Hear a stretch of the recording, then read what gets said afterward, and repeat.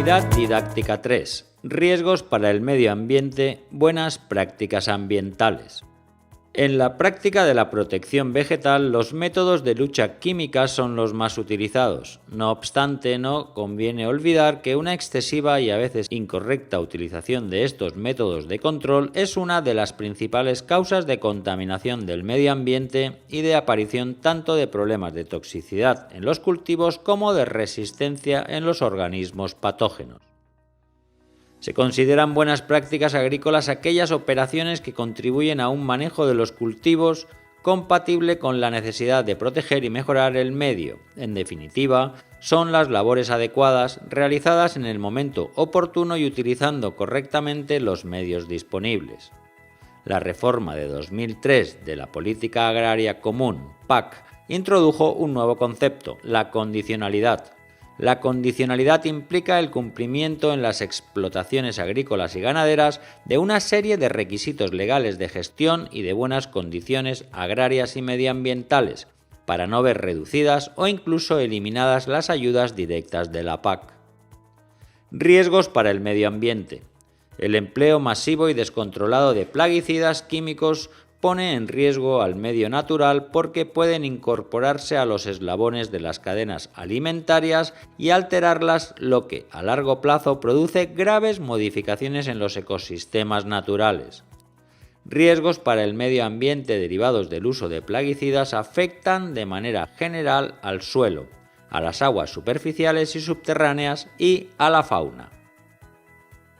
Riesgos de contaminación del aire. El aire puede quedar contaminado desde el momento en que se inicia la aplicación fitosanitaria.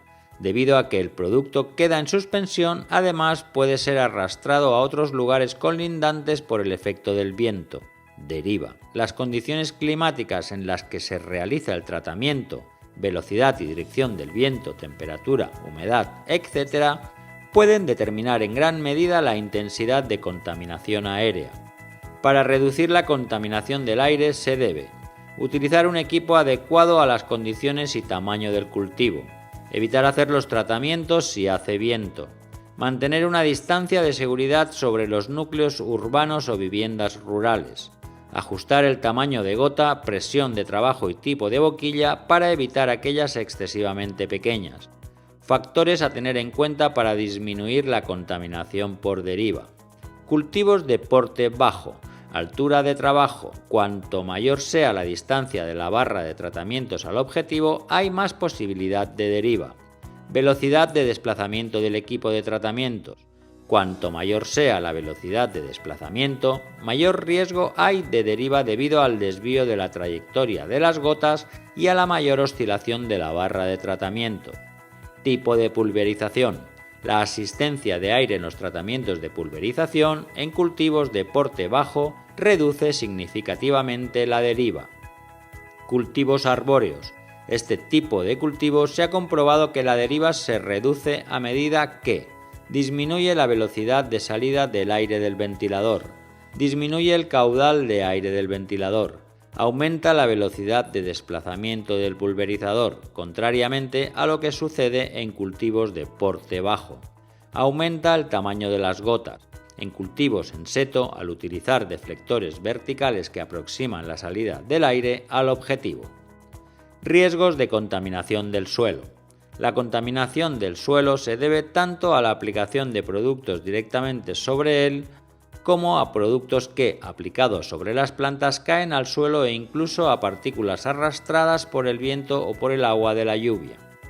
En otras ocasiones se produce la contaminación del suelo al verter los sobrantes del caldo de tratamiento durante la limpieza de la maquinaria empleada en la aplicación del plaguicida o bien porque se produzcan pérdidas en dicha maquinaria.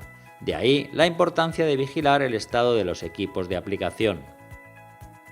Una vez en el suelo, muchos plaguicidas sufren una rápida degradación y sus residuos desaparecen en un plazo más o menos corto, pero otros, como los insecticidas organoclorados, permanecen durante mucho más tiempo ya que sufren una degradación más lenta.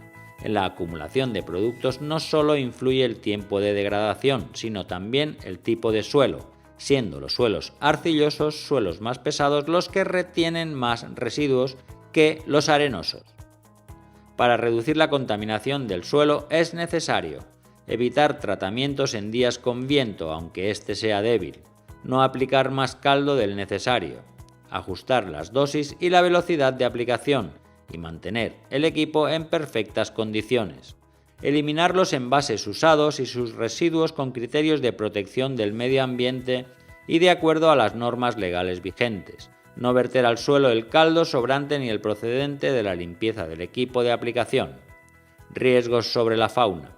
Una vez en el suelo, en las aguas superficiales o en las subterráneas, los plaguicidas se incorporan a los animales que viven en ellas y posteriormente a los que se alimentan de estos, y así sucesivamente.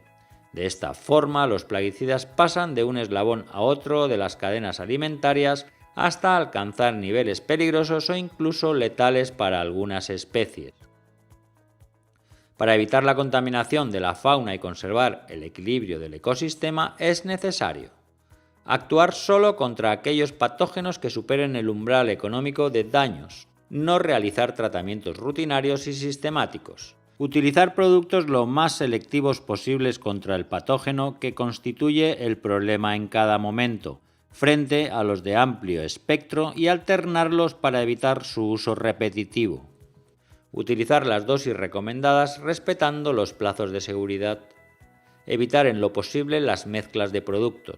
Conocer la fauna auxiliar beneficiosa y permitir que se desarrolle.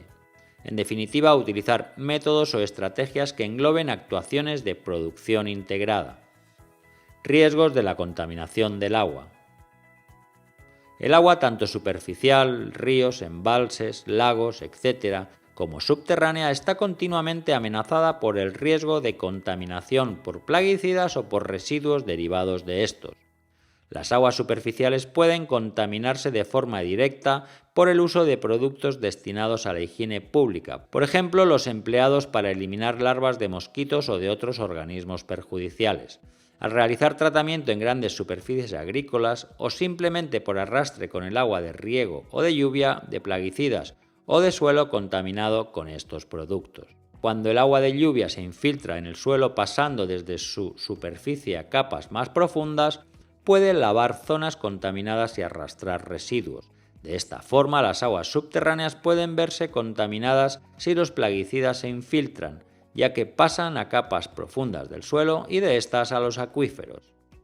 Independientemente del mecanismo por el que se produzca la contaminación del agua, son indudables las consecuencias directas sobre los animales y las personas, por el consumo directo de agua potencialmente contaminada o simplemente por la ingestión de alimentos vegetales y/o animales previamente afectados.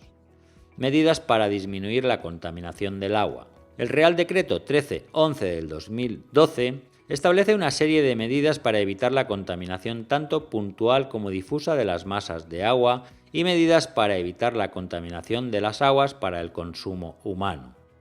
Las medidas para evitar la contaminación difusa de las masas de agua la podéis leer en la lectura posterior al vídeo. Las medidas para evitar la contaminación puntual de las masas de agua de carácter obligatorio también la podéis leer en el texto.